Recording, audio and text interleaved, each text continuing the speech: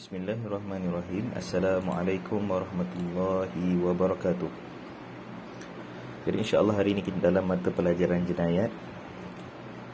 Jadi selepas video yang lepas, kita dah belajar keseluruhan bagi tajuk jenayah, iaitu bab pencerobohan. Jadi dalam video-video yang lepas, saya dah terangkan keseluruhan dalam tajuk menceroboh, makna, cara mencegah dan juga hukum-hukum yang terkandung di dalam kesalahan menceroboh. Baik, hari ini insya-Allah kita akan masuk kepada bab yang seterusnya, iaitu pelajaran yang kedua berkenaan dengan murtad, ataupun di dalam bahasa Arab ar-riddah. Murtad ataupun di dalam bahasa Arab ar-riddah. Jadi ar-riddah maknanya ialah murtad. Baik, terus kita akan lihat pengertian bagi murtad. Apakah yang dimaksudkan dengan murtad? Baik, yang pertama sekali, pengertian murtad dari segi bahasa ialah keluar, iaitu berpaling dari Islam. Itu makna daripada bahasa. Kemudian kita lihat pula dari segi istilah, murtad bermakna orang yang berpaling dari Islam dan menganut agama lain. Jadi sesiapa yang keluar daripada Islam, maka kita namakan perbuatan tu sebagai murtad. Dan di dalam Islam, murtad dikategorikan sebagai suatu jenayah dan ada hukuman yang akan dijatuhkan kepada orang Islam yang murtad.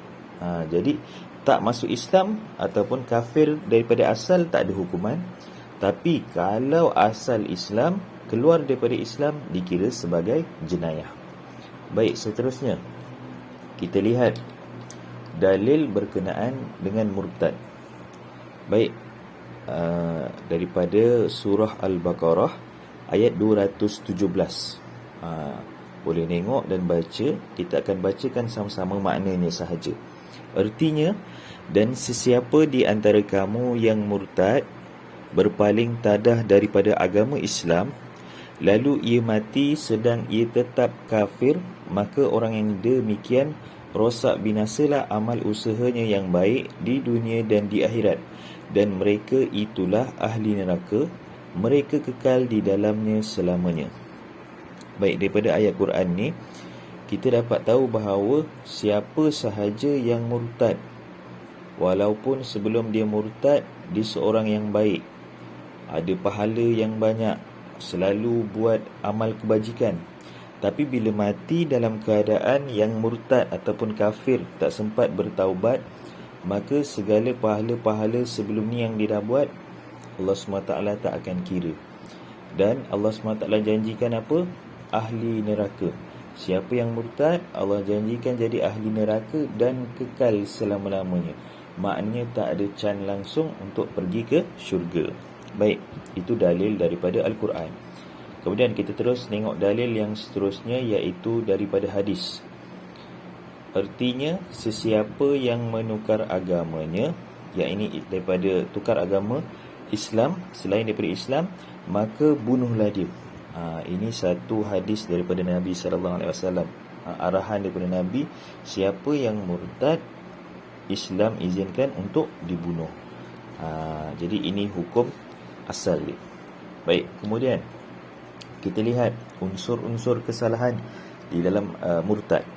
Ada dua, iaitu yang pertama kita lihat niat untuk kufur atau niat untuk meninggalkan Islam. Dah kira jenayah walaupun niat, tapi belum dapat dihukum lagi, belum boleh dihukum selagi dia belum murtad betul. Baik, kemudian yang kedua, unsur kesalahan murtad yang kedua ialah keluar dari Islam dengan maksud tidak mempercayai Islam dan segala ajarannya. Jadi kalau kita tak percaya dengan apa yang Allah SWT turunkan, kita tak percaya solat ada 5 waktu, kita tak percaya malaikat wujud, neraka wujud, kubur wujud, azab siksa kubur, akhirat wujud, maka dikategorikan juga kita sebagai orang yang murtad. Kerana kita tak percaya apa yang Allah SWT dah beritahu kepada Nabi dan Nabi sampaikan kat kita.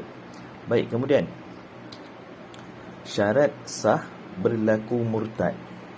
Jadi macam mana seseorang tu nak dihukumkan murtad? Ada 3 syarat sah dia, iaitu yang pertama, mestilah orang yang murtad tu balik.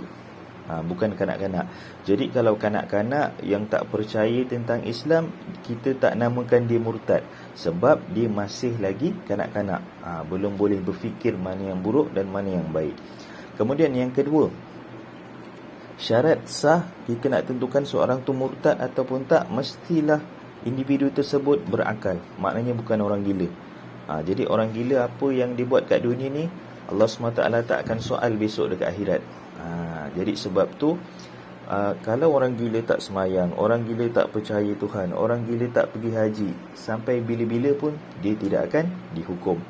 Kemudian yang ketiga, syarat sah berlaku murtad, mestilah perbuatan murtad tu, sama ada dari segi perbuatan ataupun dari segi lisan dia murtad, mestilah secara sukarela dan bukan dipaksa.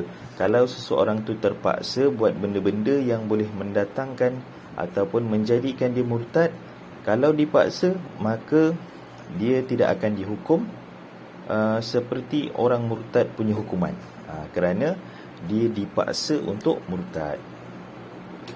Baik, itu sahaja untuk hari ini.